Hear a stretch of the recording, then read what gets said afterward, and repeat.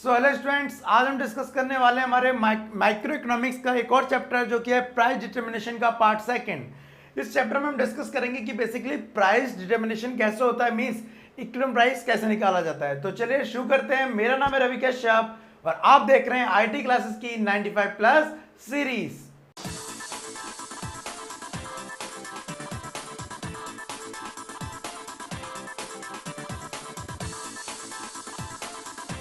तो चलिए शुरू करते हैं आज का टॉपिक। देखिए, सबसे पहले मैं बता दूं कि इक्विलिब्रियम मार्केट कब होती है, मींस मार्केट संतुलन में कब होती है। जब डिमांड बराबर हो किसके, सप्लाई के, तो हम कह सकते हैं मार्केट किसमें, इक्विलिब्रियम में।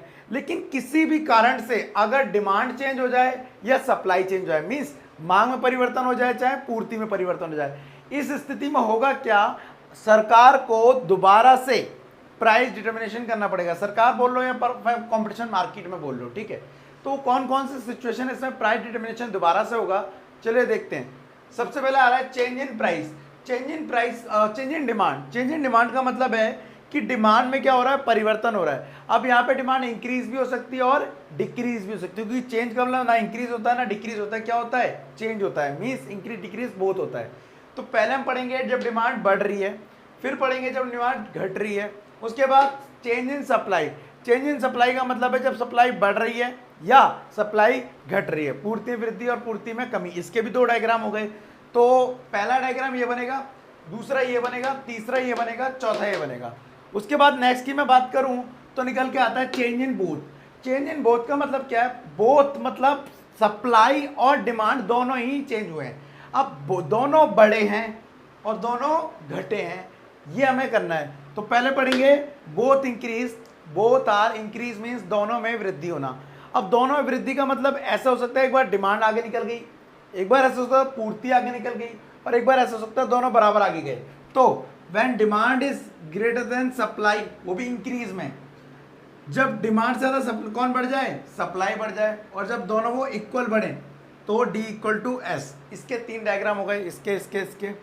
और उसके बाद पढ़ेंगे हम बोथ डिक्रीज, दोनों में कमी, मांग ज़्यादा कम हुई, पूर्ति ज़्यादा कम हुई, दोनों बराबर कम हुई। और सबसे लास्ट में स्पेशल कंडीशंस, विशेष स्थितियां, जिसमें मांग की लोच लोचदार बेलोचदार होती है, पूर्ति की लोच इलास्टिसिटी ऑफ सप्लाई लोचदार बेलोचदार होती है, मीन्स इलास्टिक इलास्टिक। तब क्या पड़ेगा इफेक्ट प्राइस पर, अगर डिमांड में चेंजेस आता है, सप्लाई में चेंजेस आता है। तो आज के टॉपिक में बेसिकली हम खाली ये दो टॉपिक को कवर करेंगे, फिर नेक्स्ट पार्ट में हम इसको डिस्कस करेंगे, फिर नेक्स्ट पार्ट में हम उसको डिस्कस करेंगे, ठीक है। तो आज का टॉपिक डिस्कस कर लेते हैं। देखिए, सबसे वाले पहले जो टॉपिक है ना, वो ये वाला है, नंबर ए या 1 बोल लीजिए। Number 1, change in demand. Change in demand, मांग में परिवर्तन। मांग में परिवर्तन, तो मांग में परिवर्तन का पहले हम पढ़ेंगे मांग में वृद्धि, फिर पढ़ेंगे मांग में कमी। तो फर्स्ट, मांग में वृद्धि, इंक्रीज इन डिमांड, ठीक है, इंक्रीज इन डिमांड। अब होगा क्या, देखो ये y एक्सिस है, ये 0 एक्सिस है, ये x एक्सिस है, ठीक है। अब हो क्या रहा है, इस केस को समझो पहले। मांग में वृद्धि का मतलब क्या है, हमारी मार्केट बैलेंस थी, संतुलन में थी, मींस मांग बराबर थी किसके, पूर्ति के, मांग बराबर थी पूर्ति के। लेकिन हुआ क्या, जो मांग के निर्धारक तत्व है, मींस डिटर्मिनेशन ऑफ डिमांड है, आपने पढ़ा होगा, price of related goods, consumer income, taste and preference, future expectation. इनमें से अगर किसी में ही परिवर्तन आता है तो डिमांड चेंज आती है। अब दोनों बराबर थे, लेकिन डिमांड के डिटर्मिनेशन में चेंज होने की वजह से डिमांड बढ़ गई या घट गई।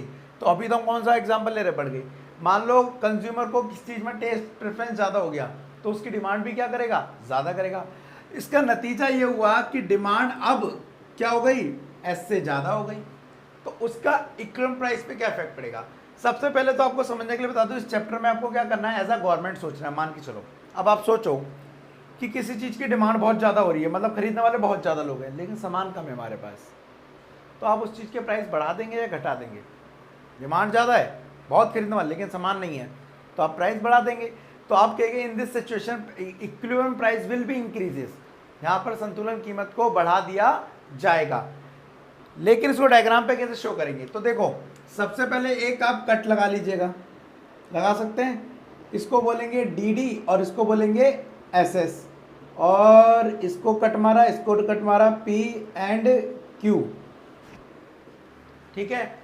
तो ये पॉइंट निकल के आया ई, ये पॉइंट निकल के आ गया ई, इक्विलिब्रियम पहले से है। अब हुआ क्या, चेंज हुआ है डिमांड में। देखिए सप्लाई सेम है, चेंज हुआ है डिमांड में। तो आपको बता दूं डिमांड का कर्व ये होता है डी। अगर डिमांड बढ़ जाएगी तो इसे इधर कर देना D1 और घट जाएगी तो इसे इधर कर देना D2। क्लियर है, डिमांड घट जाएगी तो इधर और बढ़ जाएगी तो उधर। अब डिमांड क्या हुई है, अभी हम पढ़ रहे हैं इंक्रीज, तो उसका एक इसकी पैरेलल में बना दिया D1। ये देखो डिमांड क्या हो गई, बढ़ गई, डिमांड क्या हो गई, बढ़ गई। तो इस सिचुएशन में ये क्या है, अब यहां कट लग रहा है, इसे बोलेंगे E1। तो ये P1 हो गया, देखो प्राइस बढ़ गए हैं और क्वांटिटी भी क्या हो गई है, बढ़ गई है। एरो देके आप दिखा देंगे। तो आप डिफाइन भी कर सकते हैं, जब प्राइस OP था तो क्वांटिटी OQ थी, ठीक है। लेकिन क्या हुआ, डिटर्मिनेंट्स में चेंज होने की वजह से डिमांड बढ़ गई। डिमांड बढ़ने से DD कर्व DD1 पे शिफ्ट हो गया, DD कर्व D1 पे शिफ्ट हो गया, जिससे नया संतुलन बिंदु किस पे निकल के आ रहा है, E1 पे, जिससे कीमत क्या हो गई है, बढ़ानी पड़ गई है, ठीक है। तो ये हो गया मांग में वृद्धि।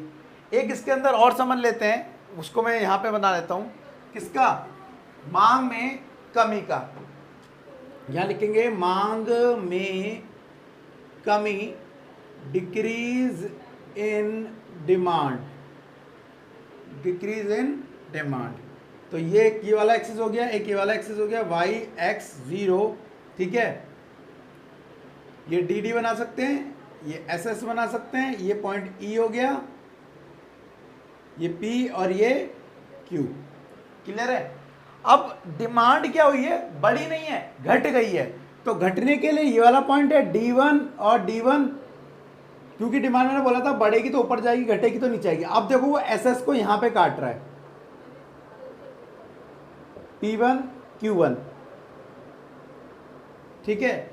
अब इस केस में आप बोल सकते हैं कि देखो हुआ क्या, देखो सप्लाई में मैं कोई दो लाइन नहीं बना रहा हूं, क्यों, क्योंकि वो क्वेश्चन बोल रहा है सप्लाई कांस्टेंट है, सप्लाई में परिवर्तन नहीं हुआ है, परिवर्तन हुआ है डिमांड में।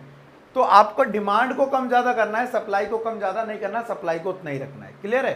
तो ये हो गया मांग में वृद्धि और ये हो गया मांग में कमी। इसको आप इलेबोरेट कर सकते हैं, इसे भी इलेबोरेट कर देना। सप्लाई वाला जो पार्ट है वो मैं आपको नेक्स्ट पार्ट में ही क्लियर करूंगा, ठीक है। और इससे रिलेटेड अगर आपको कोई भी डाउट्स हो, कोई भी सेशन हो, तो प्लीज़ कमेंट बॉक्स में लिख देना। साथ ही मुझे ये बताना कि आपके फर्स्ट टर्म में कितने चैप्टर आ रहे हैं, ताकि मैं उस हिसाब से प्रैक्टिस करा सकूं। बता देना आपके फर्स्ट टर्म के एग्जाम में कितने चैप्टर्स आ रहे हैं। तो आज के लिए इतना ही, मिलते हैं अगली क्लास में। आज के लिए thank you for your time, bye bye.